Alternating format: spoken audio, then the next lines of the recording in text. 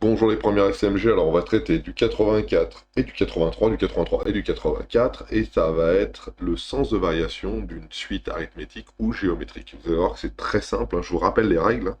Si on a une suite arithmétique, eh ben c'est assez facile, hein. Si la raison est positive, alors la suite est plutôt croissante. Si la raison est négative, alors la suite est plutôt décroissante. Pour une suite géométrique, attention, si le premier terme est positif et que la raison est supérieure à 1, alors la suite est croissante. Faut pas oublier, hein, premier terme positif. Et si la raison est comprise entre 0 et 1, alors la suite est décroissante. Je vous rappelle ça, ça fait une suite qui ressemble à ça, hein, de manière exponentielle. Celle-ci c'est la même, mais qui ressemble à ça, ça va vers 0.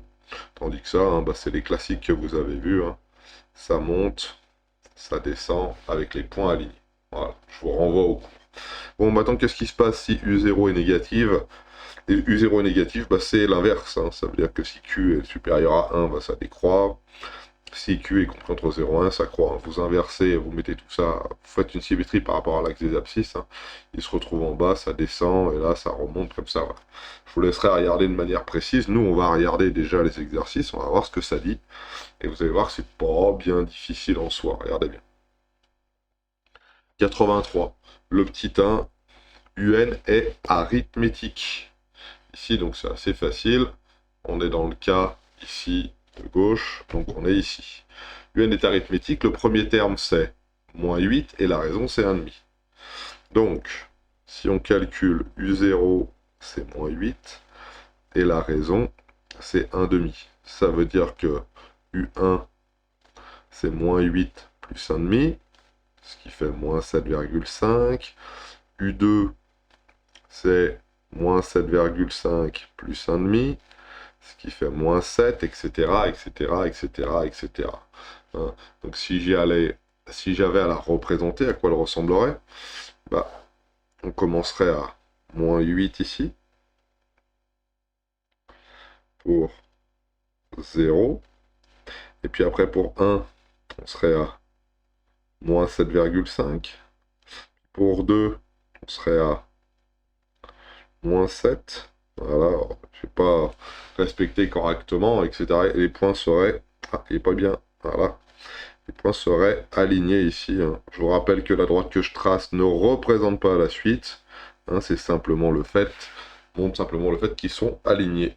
Voilà. Donc, on a bien l'impression d'avoir plutôt des points qui vont monter de plus en plus, hein. Donc la suite, elle va plutôt être croissante. Donc, il va falloir pouvoir l'écrire. Alors, ça c'était entre guillemets un débugage pour essayer de savoir comment ça se passait. Qu'est-ce qu'on écrit sur notre copie? Eh ben, UN est une suite arithmétique, est arithmétique avec R qui vaut 1,5 supérieur à 0. Donc, directement, on peut écrire que UN est croissant. Ça, c'est d'après le cours, hein. Voilà, d'après le cours. Alors, UN, entre parenthèses, vu que c'est une suite, voilà, est croissante ici. Donc ça, il suffit de dire que c'est arithmétique et que la raison est supérieure à 0 pour en conclure directement que ma suite est croissante. Ça, je m'en convainc, hein. Ça, c'est juste pour moi, pour être sûr, hein, que je me trompe pas, hein. Je fais à la rigueur la représentation graphique, mais là, on voit bien que ça augmente, moins 8, moins 7,5, moins 7, etc., etc., etc., etc. Voilà. Donc ça suffit. Maintenant, le second. Ah, c'est plus dur parce qu'il ne me dit pas que c'est une suite arithmétique. Il me dit que mon premier terme, V0, c'est 15, et que Vn plus 1, c'est Vn moins 4. Et ben moi, je peux en déduire que c'est une suite arithmétique. Ça, on peut en dire que Vn est arithmétique avec R qui vaut moins 4. Voilà. On le voit bien, hein, c'est bien plus moins 4 ici, c'est bien plus moins 4 ici, mais la suite est bien arithmétique, hein, c'est Vn plus 1 plus qui est équivaut Vn plus moins 4. Donc c'est bien une suite arithmétique avec ma raison qui vaut moins 4. Et maintenant je peux conclure. Donc Vn, la suite Vn est décroissante car R égale à moins 4 plus petit que 0. C'est négatif. Je suis dans ce cas-là. Voilà, R plus petit que 0, alors c'est décroissant. Ok. Alors il faut bien dire les deux choses, hein, car Vn arithmétique et R plus petit que 0. Alors je pourrais rajouter hein, dans ma phrase deux choses. Hein. Ma raison est négative et ma suite est arithmétique. Donc ma suite est donc décroissante. Et si on calcule les termes, bah, c'est facile. Hein. Ça fait 15. Moins 4, ça fait 11. Moins 4, ça fait 7. Moins 4, ça fait 3. Moins 4, ça fait moins 1. Voilà, etc., etc., etc. Je ne vais pas tous les calculer. Vous avez compris l'idée. Donc ça, c'était pour le 83. Donc, hein, on s'intéressait principalement à ça. Hein. Hop, hop, hop et hop. Pas besoin d'en faire des caisses, ça va très très vite. Voilà. Maintenant, pour le 84, ça va être la même chose, sauf que, à mon avis, ça va être des suites géométriques. Voilà. Et alors, on a de la chance, pourquoi? Bah parce que, pour le coup, ils nous ont collé des premiers termes, W0 et T0, qui sont égales à 25 et 125 et 27, qui pour le coup sont positifs. Donc, on est dans ce cas-là. Donc, il y a juste à regarder si ma raison, elle, est comprise entre 0 et 1 ou est supérieure à 1. Si c'est le cas supérieur à 1, c'est croissant. Si c'est le cas inférieur à 1 et supérieur à 0, c'est bien décroissant. Alors on pourrait aussi se poser la question de savoir qu'est-ce qui se passe si ma raison est négative. Alors, on n'en parle pas en première STMG, mais si la raison est négative, en fait, on va multiplier par un nombre négatif à chaque fois. Et ça va changer le signe à chaque fois. Donc la suite, elle va pas être décroissante ni croissante, elle va osciller. Elle va être une fois positive, une fois négatif, une fois positif, une fois négatif, etc., etc. Donc on préfère, nous, uniquement prendre des raisons positives entre 0 et 1 pour les premières STMG et plus grand que 1 ici. Donc attention, hein, supérieur, il faut bien que U0, le premier terme, soit supérieur à 0. Alors c'est parti, on tourne, et voilà, ici. Alors, premier 84, première suite, WN, voilà, elle est géométrique, avec W0, ça va aller très vite je pense, W0 qui vaut 125, et la raison Q qui vaut racine de 2. Ça veut dire qu'à chaque fois, on multiplie par racine de 2. Et racine de 2, c'est environ 1,414, supérieur à 1. Supérieur à 1. C'est vrai que... Voilà. Bon, bah c'est facile à s'en rendre compte. Pourquoi? Parce que 1 fois 1, ça fait 1, et 2 fois 2, ça fait 4. Donc racine de 2, qui doit être compris entre 1 et 2. Donc on y va, on essaye quand même, parce que j'en suis pas bien sûr. Racine de 2, 1, 414, 21, 35, 62. Voilà. Donc c'est bien supérieur à 1. Donc là, on peut tout de suite conclure. Pourquoi? Parce que j'ai tout dit. Alors, j'ai pas écrit la phrase en entier, mais vous avez bien compris. Hein. La suite est géométrique. La raison est supérieure à 1. Donc, directement, WN, donc, croissant. Voilà. Pas besoin d'en faire plus.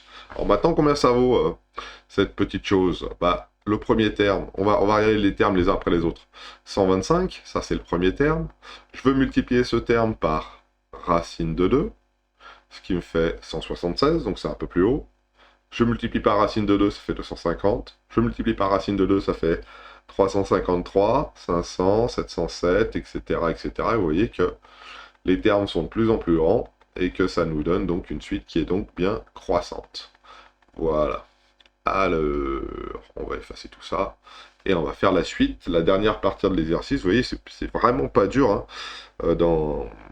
pour les variations. Hein. Là, on était hein, dans le cas où on était ici, hein, Q supérieur à 1. Donc la suite est croissante, car U0 est supérieur à 0 et la raison est supérieure à 1. Voilà.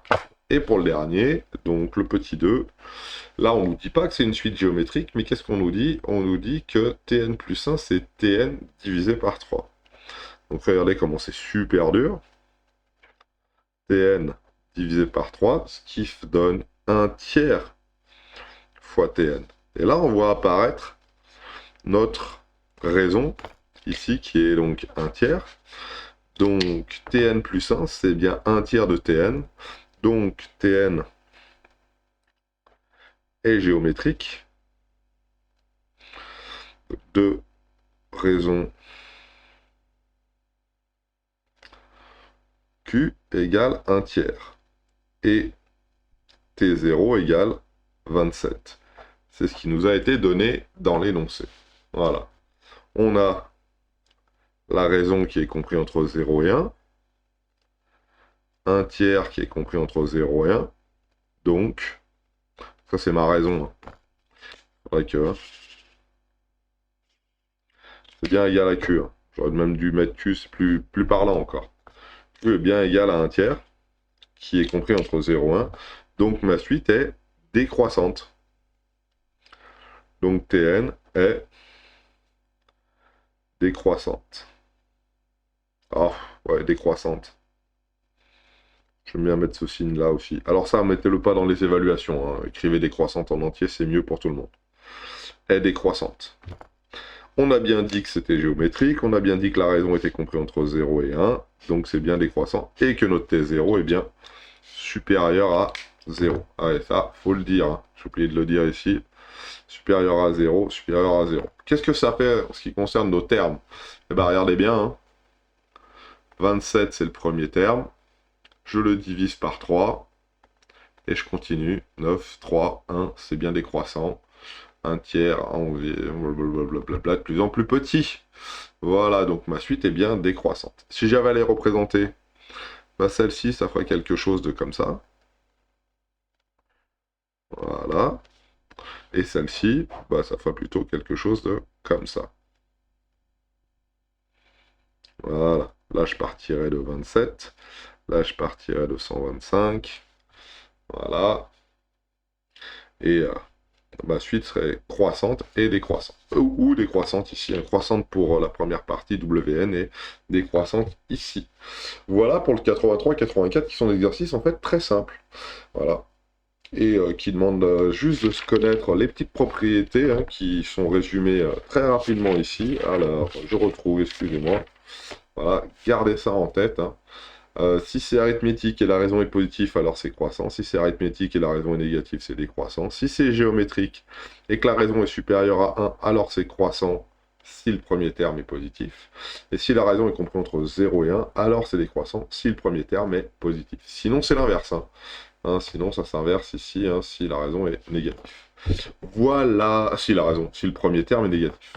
Voilà pour ces exercices. On se retrouve pour les 2 exercices d'application dans la dernière vidéo de ce chapitre. Bonne journée.